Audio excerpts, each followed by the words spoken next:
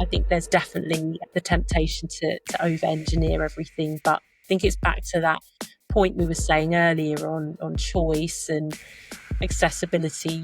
It's just having those different opportunities and helping advertisers and our buyers kind of with their objectives and tactics, because I think we can do a lot more than just the awareness piece. Hello, everyone, and welcome back to Identity Architects, the InfoSum podcast that spotlights the leaders in the media industry shaping the future of data-driven advertising. I'm your host, Ben Cicchetti, and this week I am joined by the amazing Nadine Warren, ITV's Advanced Advertising Manager. Nadine, welcome to Identity Architects. Hi, Ben. Thanks for having me.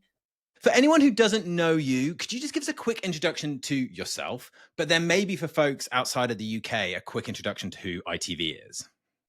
Absolutely. So I'm Nadine, and I joined ITV at the beginning of 2023 to work in Ad Labs, which is our innovation space within commercial, where I look after all aspects of product launches and digital product development. Things like our retail media solutions, partnerships with Tesco, Boots, Sakana, and actually working with a variety of colleagues across the business to diversify our revenue and actually make our propositions more data-led. ITV, for those of you outside of the UK, is the biggest commercial broadcaster in the UK. Like TV advertising, we turned 70 years this year, which is huge. Hopefully there's going to be lots of parties and celebrations. So that's the plan for this year. So it's a really lovely time to come and have this conversation, because I think there's lots of exciting things that we've got coming up. I love that. And, if you haven't been paying attention to some of the incredible things that ITV have been doing over the last few years, we've been fortunate at InfoSum to be involved in some of those solutions.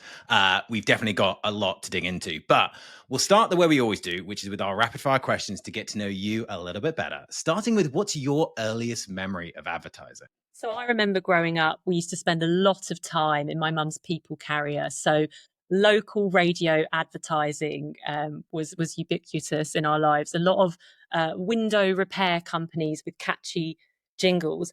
And then also what I later understood to be product placement within TV and film seemed to be rife within the 90s and the early 2000s. So I definitely remember a lot of kind of TV, film product placement.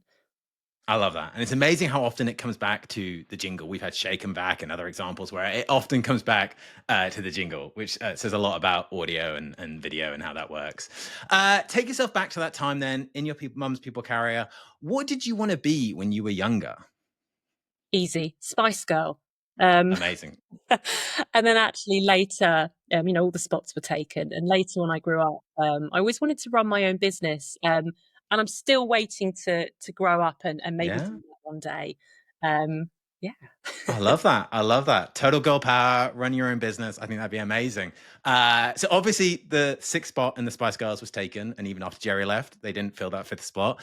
But what was your first job then in either advertising or marketing when the Spice Girls didn't work out? Yeah. So I think it all started about 15 years ago. And my first role out of university was an intern at Mediacom, which was very fortunate looking back to go to a big giant company with loads of scope.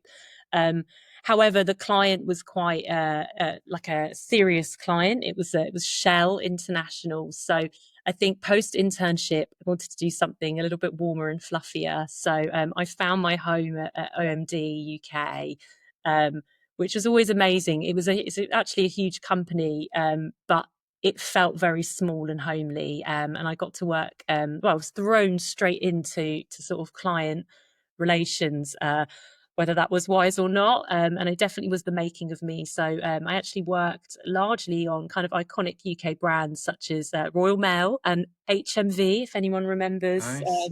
going to HMV every Saturday. So yeah, it was a really nice entry into it. And I was what you would call back then a digital planner buyer. And I sat right behind the TV buyers, who were terrifying, by the way. So yeah, it was a really fun time to join, and I spent a couple of years honing my skills, and learning everything that there was to learn about digital advertising, and that was the dawn at that time of programmatic as well. So yeah, what I say to people is it was a great foundation into the industry. So I was very fortunate to go down that route. Yeah, I agree. What do you think it was then about the industry that drew you in? And what do you think keeps you in it to this very day? It's a good question. Um, The yeah, million dollar question. yeah, absolutely.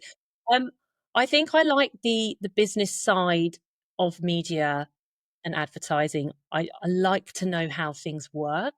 So it just obviously these things are a little bit of luck as well, to land on my feet. I mean, I phoned up back when you would phone places and ask Yeah. for a job. So I'd been phoning around, and like I say, they were just very warm. And I think that I think initially it was the warmth and the kind of there was no expectations. They would every role I've had. I think people have wanted to train, and are actually way more generous with their time than I would ever have expected. So I think that kind of opportunity to learn, and actually I've probably gone for where I've seen the trend. So I've moved kind of according to where I think there's opportunity. So it's worked quite well. And I'm sure everyone says to you, it's an industry where there's an unbelievable pace of change, sometimes breakneck. So yeah, it's really exciting in that aspect. Yeah, and I think that's probably going to continue for hopefully for decades after this. I agree. It keeps it interesting, keeps us all excited, and I enjoy the pace of change that we have as an industry.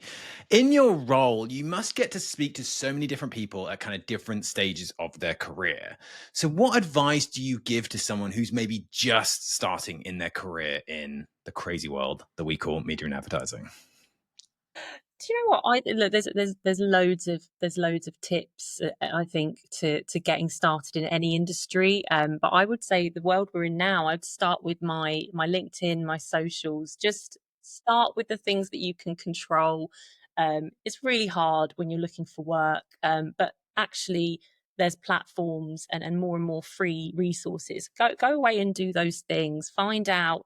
It's a little bit of trial and error, and I know it's easier said than done, but I think I would just encourage people to, maybe complete a certification, do a little bit of LinkedIn training, whatever's out there that you can find as a continuation or to supplement your studies. Because I think we all know with media, the reason people fall into it is because there isn't, obviously, bar media studies, which is quite generalist, but there isn't really tons of courses, that are really kind of a gateway in, unless you're obviously doing analytics or kind of, data. But yeah, I would say start with the things you can control.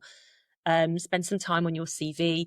I mean, I'm not saying use Chat GP to completely write it, but it definitely helps. Just to like plug it in, play around with it, and actually just ask people. Again, people can be so generous with their time. Lean on your network. There is absolutely no shame in speaking to family friend. That's not cheating. Borrow people's time. Take people up on their offers. But I think I would start there. Just whatever you can do within your own space, because no one can control, the application Yeah. process. I think that's great advice. I think that's such a good way to look at it. And as you say, focus on what you can control, focus on your network. And as you say, people are much more generous with their time than you think they'll be. So definitely lean into that. A two-part question. What keeps you awake at night? So I guess what's the stress factor? And then what gets you up in the morning? So what's that kind of a motivational factor? Yeah, absolutely. It's the busy mind in the evening, probably guilty of being on my phone too much. But yeah, it's the constant list and really learning to juggle everything. But again, putting in the work now, I'm trying to spend some time just kind of detaching a little bit from the notifications, the devices. You have to be so conscious about it. It's hard, isn't it? Yeah, And then in the morning, I have an alarm clock in the form of a lively, almost 4-year-old. So really, there's no time. that'll That'll do it. do There's it. no time to worry or think or do anything in the morning apart from go, go, go. So, those there's a definite contrast between the busy mind and then there's nothing. nothing in your mind first thing in the morning when you just need to get out the door. Yeah, that makes total sense. And you mentioned earlier how fast-paced our industry is, how complex it is, and therefore why that kind of foundational knowledge is so important. So, how would you describe what you do within media and advertising to a 10-year-old? So, I guess you've got a few years to wait until you have to answer this question. I know, and we're in the why phase at the moment, so I think Okay. this question should hopefully help me. Yeah. Um, yeah, I mean, look, I think it's maybe more straightforward to answer this question working in ITV. So, obviously, you'd maybe start with, those shows that you love, that content that you watch. Perhaps it's on a different device, not the telly. That is obviously costs money to create, and then the ads around those shows. Those brands, those companies are looking to get a response from that ad or sell some product from that ad, but it all kind of feeds back in and helps ITV certainly to fund and produce trusted news or obviously great content, great shows. So yeah, I'd probably frame it that way. I think that's a great way to look at it. And as you say, ITV is one of those brands that, especially here in the UK, everyone's heard of, everyone watches. So having that kind of ability to kind of lean into that is super helpful. The last of our quickfire questions, and it's a personal favorite of mine because it always gives me unique insight into everyone. I sense it's not everyone's favorite question to answer. If there was a song that was a soundtrack to your life, what would it be? Oh, I'm going to give you an irritating answer. It's like films. I'm definitely someone. It's about my music is about my mood and vice Mm, versa. However, I will say that probably going back through a bit of an Oasis phase now, like a lot of people, and Live Forever is not my karaoke track, but it's definitely a track that I play consistently throughout life, and I love the optimism in it. There's just something about that track. So yeah, that would be my answer for now. it's a great choice, and we have a playlist on Spotify that we add all these songs to. I thought we were finally going to get the Spice Girls on there, but we didn't, so that's fine. We can go with Oasis instead, and we will get that onto the playlist for everyone to enjoy. Oh no, Um, I haven't been a traitor to the Spice Girls now. It might haunt me now. I don't think they listen, but maybe. Let's dig into a bit more detail on kind of what ITV is doing and kind of the current industry ecosystem. And I think what we can all agree on is that, and obviously this is something we feel very strongly about at InfoSum, privacy has become the backbone of modern data collaboration.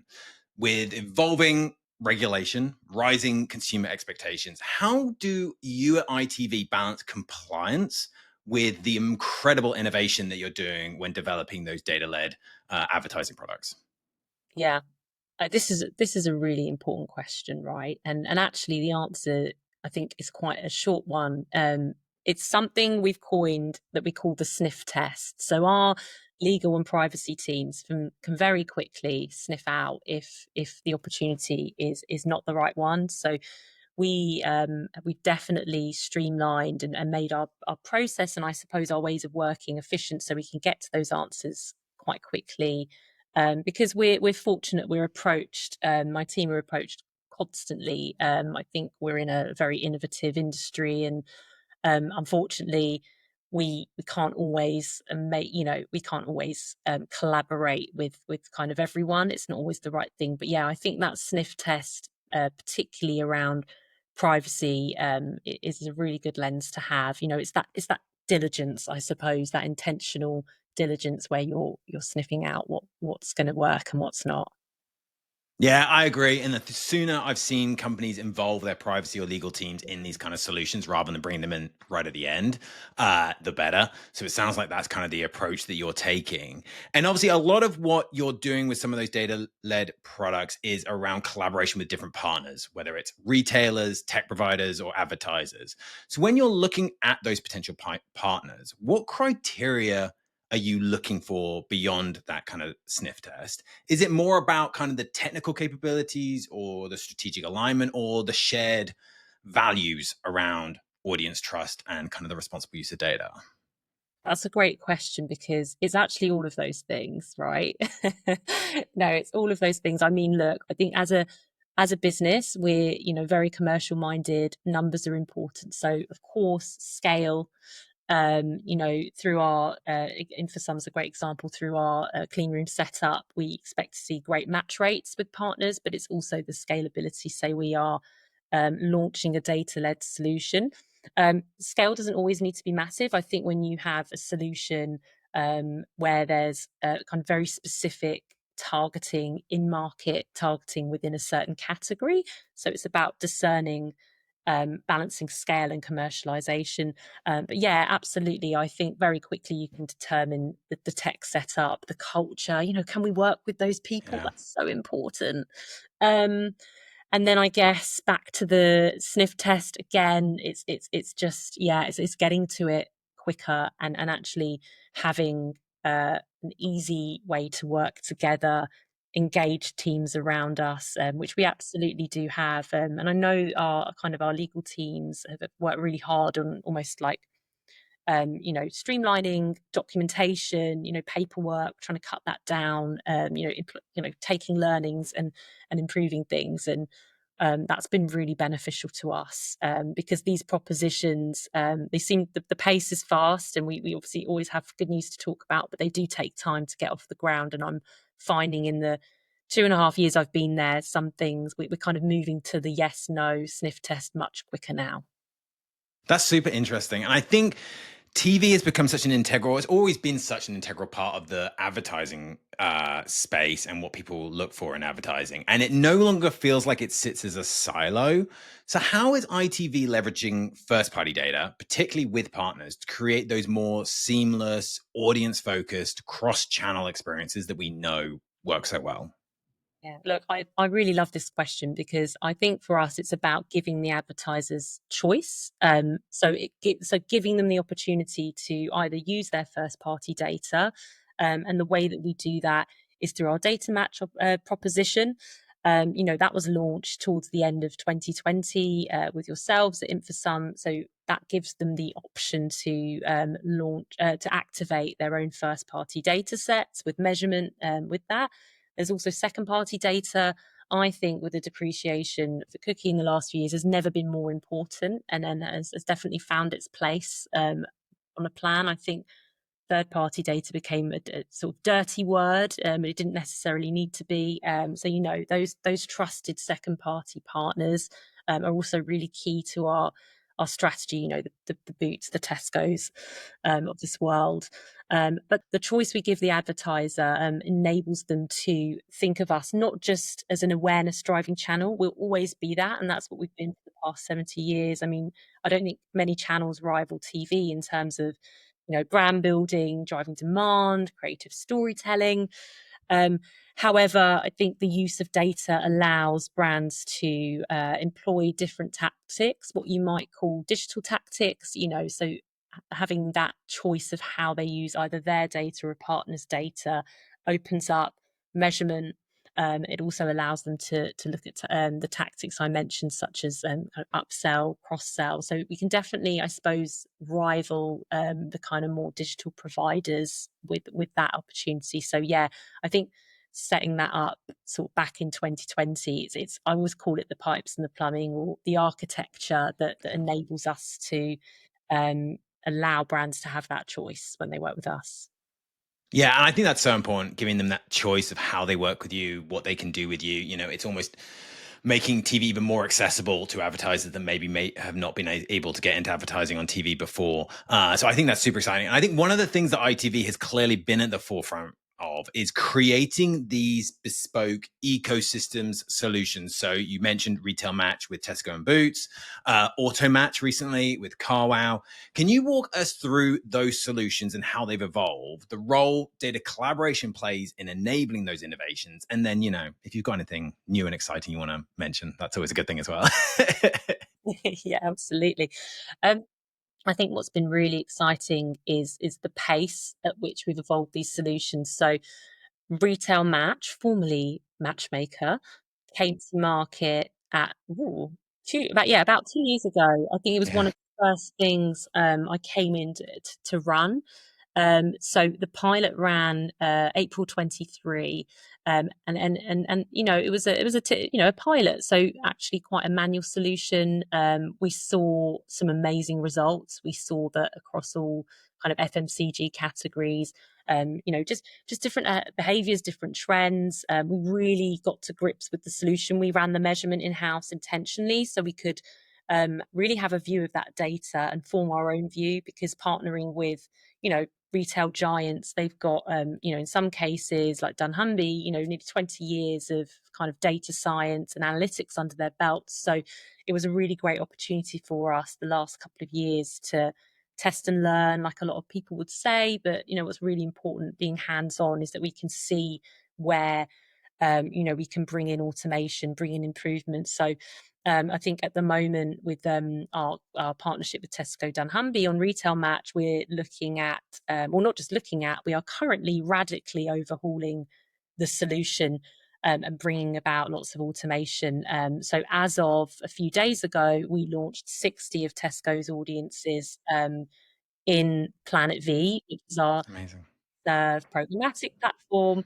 And you know what it is? Thank you for that. It is amazing, and it's taken kind of lots of tech in the background to make sure we're compliant as well. So not only Tesco suppliers and club card partners actually see the targeting and can buy it. So that's really important as well.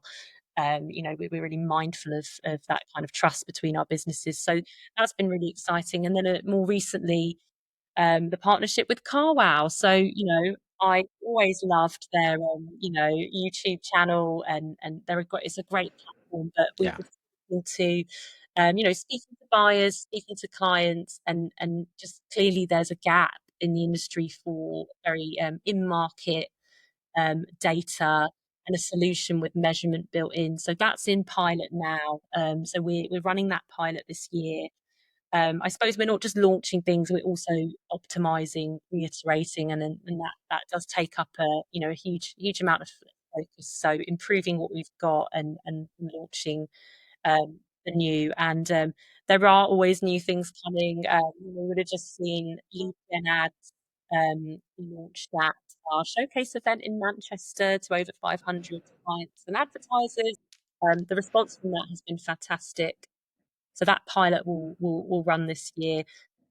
I think kind of anything new that's coming up, I think we'll always look to expand our retail media solutions. We're always Yeah. looking for gaps where I suppose, really kind of high quality, high fidelity data that we can bring in as well, and then automating the solutions that we do have where it feels right. And sometimes that kind of takes kind of a lot of decision makers to come together and kind of do that. So yeah, I'm really excited about that. I think come the end of the year, we'll have built in ton more of the automation, and just have lots of hopefully new things on the roadmap.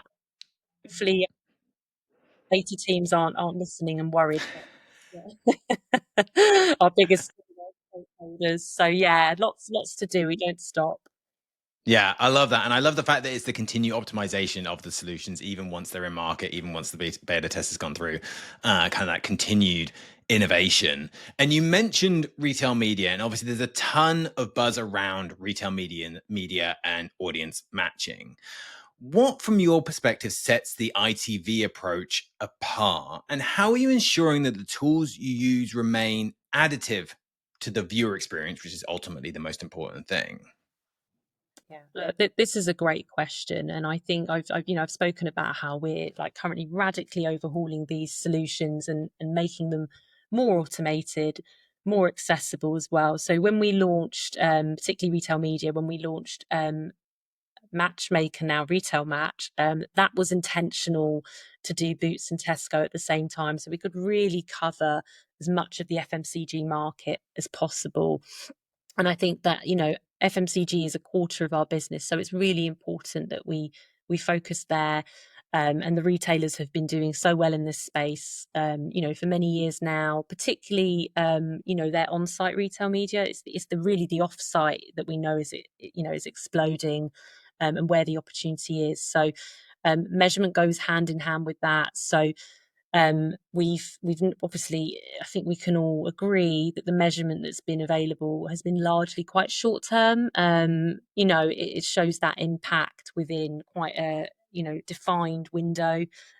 What's not really talked about or tracked is that longer customer lifetime value over time, understanding the different touch points, because we know the relation between TV and other channels, and you could make that argument across the industry, but that's really important. So some of the work that we're doing at the moment behind the scenes is on much deeper analytics, and we'll probably work with kind of a handful of key advertisers who, and actually people that really want to just get involved, to really drive that. So that's particularly with Tesco Dunnhumby that we're doing that with. Yeah, that's probably the main focus. I think you made a really nice point about the customer experience. I think a few years ago, personalization was the buzzword, and then we maybe realized people don't want personal ads. That's not ideal from a privacy perspective, but certainly I suppose the kind of spirit of that remains, in the sense that making sure that the ads are potentially more contextually relevant, or more kind of reflective of the viewer's interest. And that's the holy grail, that's the goal. But I also don't think you can over engineer it. I think sometimes a great ad is a great ad, isn't it? Like, we can all relate, we can all laugh. Sometimes you have multi-generational families sat watching TV, the ads come on, they might all kind of crack up laughing at that. So yeah, I think there's definitely the temptation to over engineer everything, but I think it's back to that point we were saying earlier on choice and accessibility. It's just having those different opportunities, and helping advertisers and our buyers kind of with their objectives and tactics, because I think we can do a lot more than just the awareness piece. With retail in particular, retail media has really unlocked, I think, a lot more that TV can do. Yeah, I agree. And I agree on this idea of it's more relevance than personalization. Like, I don't need an ad that's super kind of creepy and has clearly been tracking me across the web, but something that's super relevant and therefore more likely for me to have an interest and convert, I think is much more important. And obviously, one of the innovations that you've launched recently was YouTube Affinities, which was this massively bold move bringing social signals into the ITV universe, which is incredibly exciting. What potential do you see in connecting traditional separate ecosystems such as TV and social media, in the case of YouTube, for advertisers? Yeah, I mean, we've got teams of people that are kind of really active in this space. I was really excited to see the YouTube partnership launch. It was only last year. Feels like we've had it for years. There's a kind of a team of 4 people at ITV Towers that are working kind of out in agency land. It's really exciting. I know our AdOps team are working hard to activate those campaigns. So it's kind of been an overhaul in terms of how the teams are selling, how the teams are activating campaigns. Affinities is really exciting because it's giving the sales teams, the ability to answer those more niche briefs. So Mm. we're obviously mass reach, unashamedly mass reach, but I think it's really exciting to have the opportunity to pinpoint key distinguished briefs. I think the example my colleague Abel, who runs this, gave at Showcase, I think he said NFL fans who love DIY.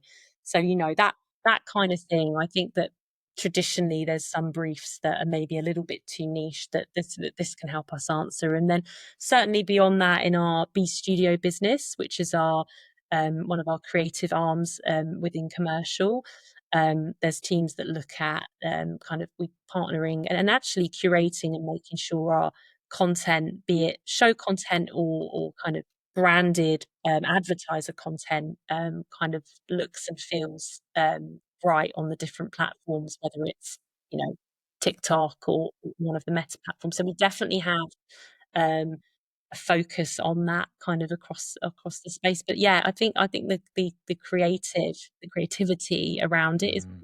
fun as well. And it's not just, I suppose, traditionally we always, start with the TV ad and go from there.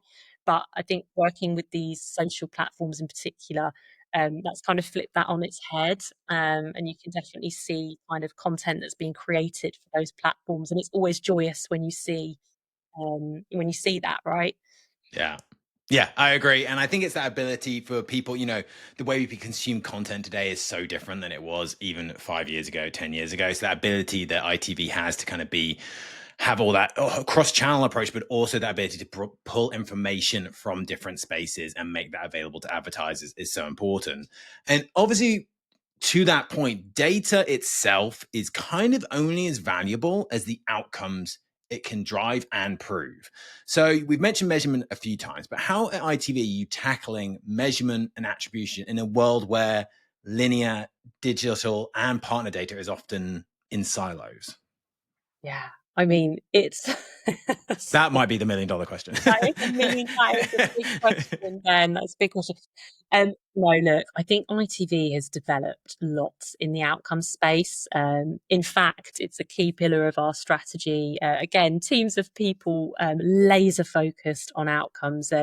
So, for example, particularly in and I think obviously my area is more ITVX, but particularly in the linear space, the outcomes team, they've developed tools such as GeoX, auction boost. We've had things like addressable lift. That's interesting because it's looking at the relationship between TV and kind of digital channels. So there definitely is a lot there that they can test. Some of it actually is free to advertisers. So definitely, if anyone was interested, come and have a chat. Yeah. What these tools are doing is demonstrating the sometimes hidden benefits of TV. A recent launch that we had at our showcase event, again, you can tell I'm fresh from showcase, um, was our outcomes planner tool. So that's a self-serve beta tool that's live at the moment. And what that allows advertisers to do is see the short-term impact of their TV ad based on the category that they're operating in. So that's really different for us. And I think a nice analogy of that is just almost like having a bit of a crystal ball, just to see, if I tweak, I think what they're able to do with that tool is sort of tweak the timing, the budget, and look ahead, kind of taking into account kind of different trends and timings. So I think there's some really great tools there.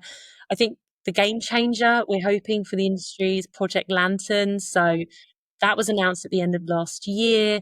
And what that is a collaboration, a new measurement panel between ourselves at ITV, Sky, and Channel 4. So this is a really nice and game changing, we hope, example of TV broadcasters coming together again um, to offer a robust measurement solution that works across the whole industry. So there's Yeah. lots going on in this space, and lots to come, I'm sure. Yeah, I love that. I'm a big fan of anything of what I would kind of call competitive collaboration, which is where you've got companies who are traditional competitors, take an ITV, Channel 4 and Sky, who are then collaborating to say, how can we actually drive a better experience for brands, a better experience for consumers by working together. So I love things like that. And one of the other innovations that came out recently, which I was super excited by, was your lead gen ads.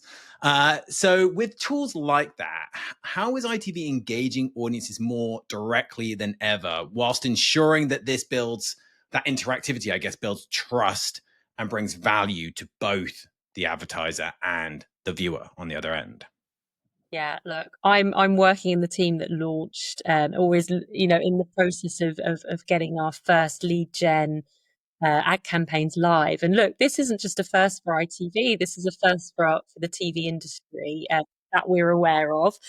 But it's really exciting because actually privacy and specifically informed consent is built into this product. So Yeah. I'm sure everyone listening knows what lead gen is, but it's, I suppose, the application to TV is worth touching on. So if you think TV is a lean back, relaxed media, And the QR code has been really popular in the last years. It still prevails Yeah. strong. Great comeback story. It's like, retro is back, Yeah. but yeah, so that's so kind of moving swiftly on from the QR code. It just, again, like, where you need to pick up your phone. The idea is that you'll lean back, you're watching TV, it's all done through the remote control. So how it works is an ad will play. There's a call to action button, which you can obviously ignore, and the ad continues as normal. Or if you pick up your remote and click on that button, it then takes you through to a pre-populated page, which is really important for TV. Something we've come to expect on social channels, but not so, not as such for TV. So it's pre-populated, and then another click, and they've consented, or of course they have the opportunity to cancel and go back. So, like I say, building kind of informed consent into the format, and being really transparent with that, I think is really exciting. Well, it certainly is to me. So that pilot's up and running now. We've had one campaign run and finish for Moss Bros, another kind of, I'd say, retro brand, possibly not, but I thought it was retro, showing my age now. And then we've got a few others lined up, so that's going to be really interesting because that's so measurable. You talked about kind of, in previous questions, we talked about data and outcomes. That's really important. And I think what we're finding is that, there are lead gen people or performance people that are really excited about this and are actually knowledge sharing with us, right? So we've unlocked a whole new kind of group of people to get excited with about, data stuff. Yeah, I love that. And I think what I love about it is it's less disruptive to the viewer experience in a way. So if I'm watching an ITV show and I see a Moss Bros advert and I see a suit that I'm really interested in, the ability to submit that lead gen and know that I'm going to get that content or that follow up rather than then spending the next 10 minutes scrolling on my phone on Moss Bros rather than watching the show. So I feel like that ability to keep people engaged is really important as well. So I love that as kind of an innovation. As a marketer, I'm obsessed. I think I think it's fantastic. Oh, that's great. That's great to hear. And yeah, I think that's a key point. It's very little disruption, right? A little bit like the pause ad, which was our big hero format of 24. And that's actually a static ad that comes up in the pause break. When people are watching as a family or co-viewing, it's an opportunity to show that in the living room. So yeah, that, again, very little disruption to that viewing experience, because that is the most important thing. People Yeah. come to us to watch their favorite shows. So yeah, that is always a consideration for us. But yeah, no, it's like with a lot of I'm very lucky in this job. A lot of these things are pilots, so we get an opportunity to really learn and see what works, and make decisions based on sort of real data. Yeah. I love that. I always get the sense from ITV that there's a real kind of heart of experimentation, the ability to safely, obviously, but experiment with different formats, experiment with different ideas. I think that's so important. And I think experimentation is obviously what's going to drive the industry forward and drive us forward as businesses. When you look ahead, where do you see, or what do you see as the most significant opportunity for advanced advertising in the next 2 to 3 years? And then I guess what's the biggest or most significant risk for advanced advertising in the next 2 to 3 years? Got to be AI. There we go. Yeah. The industrial revolution that is AI. I Yeah. mean, look, I think every business is looking to improve processing. AI is giving us that power to process huge amounts of data, and make decisions based on that. So it's great from that perspective. I think we're really embracing it. I think we've offered out kind of tools that, advertising tools, in terms of advertising tools that fit really well with kind of smaller businesses that we Yeah. work with.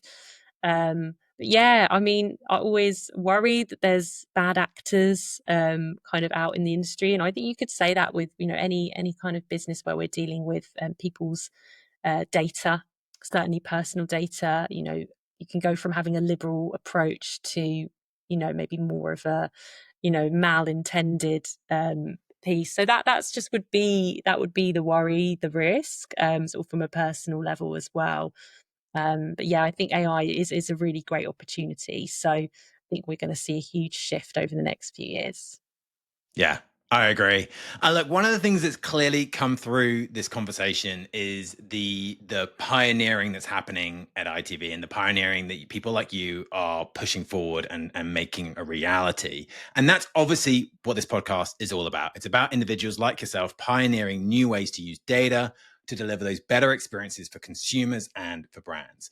So when you look to people you admire within the industry, who would you nominate for me to interview in an upcoming episode of Identity Architects? It's an amazing industry, all about the people, and it's very hard to choose just one, like my song choice. But I would say our recent partners at Carwow have a really exciting story. They're very new into the offsite space, so I would definitely tap them up. So that would be Victoria Bruce or Ben Carter. I love that. We will definitely reach out. We will try and get them on the podcast. I agree. I think there'd be a fantastic conversation. Nadine, thank you so much for being on Identity Architects with me today. Thank you so much for what you do at ITV, that continued innovation, that continued experimentation. I think it's so important as a marketer. It's what we're looking for. So thank you so much, not only for being on the podcast, but for the incredible work and partnership from an InfoSum perspective. Thanks, Ben. Such an honor.